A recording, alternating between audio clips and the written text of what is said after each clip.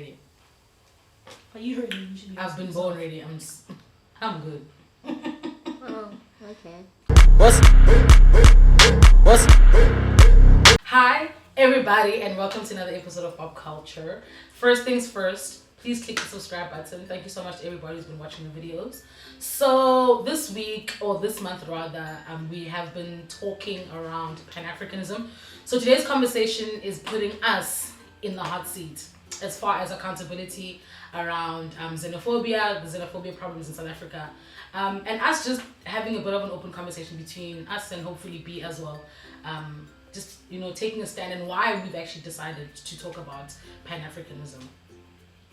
Okay, so my question is, on the scale of 1 to 10, with 1 being very well, and 10 being very well and 1 being not at all, how well do you think you know Africa? Where this is going.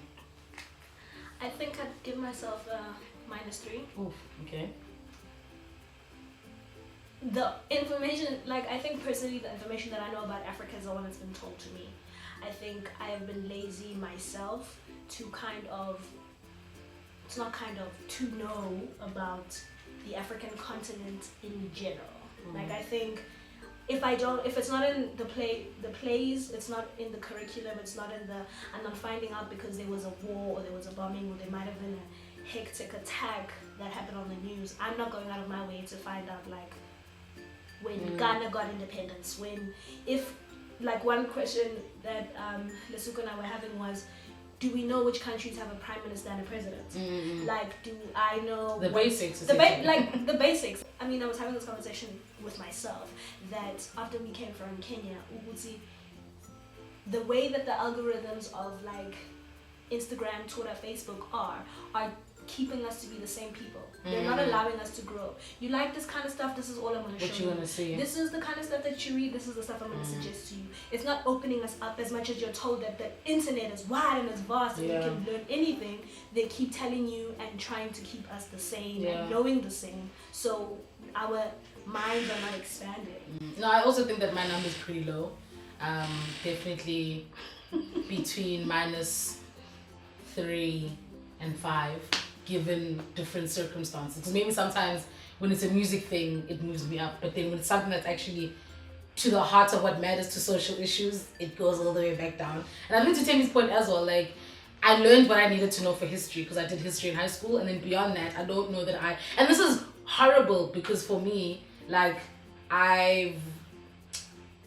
when I was young, I prided myself behind this thing of loving Africa. And I think a lot of us love to, love Africa. I mean, I have a whole tattoo on my leg of the continent.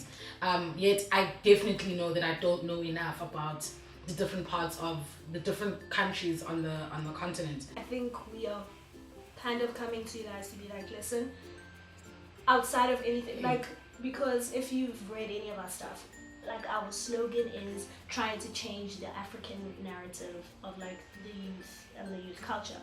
So for us, this without a doubt was something that we felt like we needed to speak about because it was just how can we put that on our backs and then not be wanting to either engage, know about, find out about other African YouTubers, want to collaborate, see what's happening and how can we want to change something we have no idea about. So and just because we change in South Africa, so let's say we now become the biggest YouTubers in South Africa, what does that mean if you've only been creating South African content that does absolutely nothing for other parts of the continent kind of thing? So what I'm saying is it's difficult to feel like if you're making your mark in one place, it automatically makes that bigger difference. So having the conversation, I think for me, is also just important because these are people that we are engaging with on a daily basis. You possibly know a Zimbabwean in your life in some capacity, or a Nigerian or a Ghanaian, Ethiopian, Egyptian, Malawian, Somalian. The list is endless. We live amongst, people from other parts of Africa in all aspects of our lives. We engage with their stuff, social media, music, TV, whatever. And yet, I don't know, we're still in a place where obviously the sense of othering still exists, which is a bit weird because it's almost like we're doing so. I'm not trying to make a controversial statement, but it's when white people say, oh no, but I have a black friend. It's I've got a Zimbabwean, I'm not xenophobic, or I'm not, yet when it comes down to conversations around South Africa for South Africans, there are some people who waited on the one conversation being like, yeah, we as South Africans are going through our own issues and we actually need to be dealing with them on our own, minus the conflicts of having to deal with foreigners. Which for me is just like, what do you even mean? Because we've got so many, whether it's lecturers, people who are like existing in our space and we deal with them, impacting our lives in so many different ways. And yet we still want to be like, well, we only engage with it when it suits our story. That, World Cup 2010, of course, South Africa doesn't make the cut. Black and Star of then Ghana. Ghana and all the other people are in the, Ghana. But when it's time for standing for Ghana, when it now counts for the cracks. Your South African national team can't even make it past a quarterfinal. But you want to come here. It comes down to, some of those kinds of things. I think you said this off the camera. Like, and I think that might also be because when they come here, they feel like they, when other, let's say a Nigerian comes to Africa, they know so much about the country, about the political situation, about our entertainment industry and all of these things, our language. Learning is Zulu to make sure that they can communicate in the midst.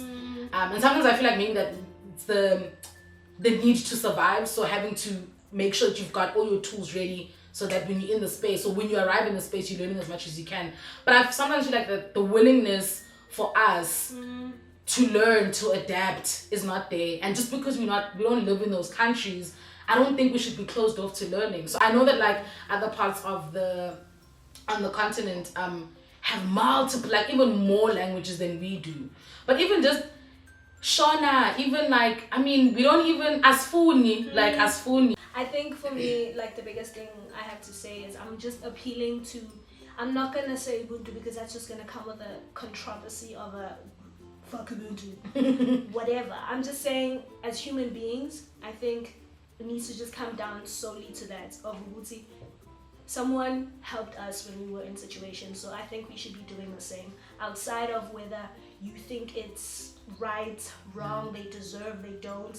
And I know that obviously right now, the xenophobic talk is like bigger than just what we've kind of simplified it to be about in terms of legislation about like refugees and people living here like lawfully and jobs. And I understand that. I'm just saying, when it comes down to the basics of being human beings and Abantu who have left their countries, family, crossed over the border, whatever it is, quite a lot. They put their lives on the line to be like, I know that there is a place there where I will be safe. To then not be welcome. To then be burnt alive. Like, for me, as that is blowing my mind. Yeah. So, I think for me it's more about also just all of us taking a seat as Africans from individual parts as South Africans to just think about being accountable for what your role is in the xenophobic sort of attacks. And the attack doesn't even necessarily manifest in physical. It could be how you're tweeting, it could be what you're saying, it could be what you're not saying.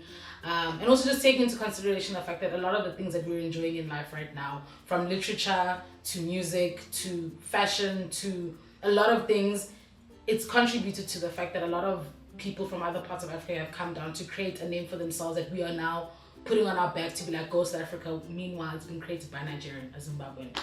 The next episode that's coming is hopefully going to be a heated sort of debate and conversation around this and unpacking this a little bit further. But yeah, leave us your comments below, guys, and let us know, what do you think? Where do you sit as far as your accountability? Do you think that you're good to go and you've been doing your work, or do you feel like, actually, shit, I haven't even started? But thank you guys so much for watching. You know what to do. Watch, like, subscribe, comment, share. Also be on the lookout on the Twitter streets, on the Instagrams. We are coming to you with some amazing situations. You're not ready, but we definitely are. Your South African national team can't even make it past a quarterfinal. But you want to come here. Don't come for me. No, I'm just saying, but these are facts. When was the last time you saw Bafana in anything? Oh no. And you know what's embarrassing is how when we went to Kenya and we said we were South African, they were all like, oh, Bafana. Yeah. No.